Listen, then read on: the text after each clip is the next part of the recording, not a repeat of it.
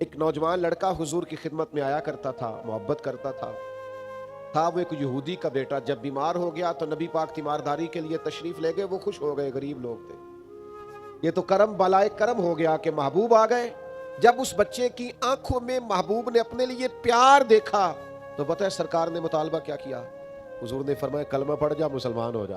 اس لیے کہ کسی شخص کے لیے سب سے اعلیٰ تحفہ محبت کرنے والے کے لیے حضور یہ سمجھتے تھے کہ وہ مسلمان ہو جائے، وہ دین کی طرف آ جائے، وہ راہ سنت کو اختیار کرے، وہ شریعت کا راستہ اختیار کرے، یہ سب سے بڑی چاہت ہے حضور کی۔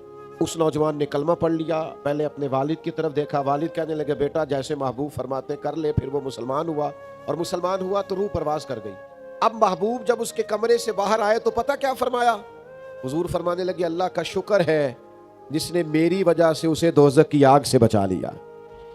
تو ایمان امتی لے آئیں، امتی سچ بولنے لگ جائیں، غلام رزق حلال والے ہو جائیں، ان کے مزاج، ان کے اخلاق، ان کے رویے، ان کے لہجے ٹھیک ہو جائیں، ان کا طرز زندگی سنور جائے، اخلاقی بلندیوں کی طرف یہ لوگ مائل ہو جائیں، یہ حضور کی سب سے بڑی چاہت۔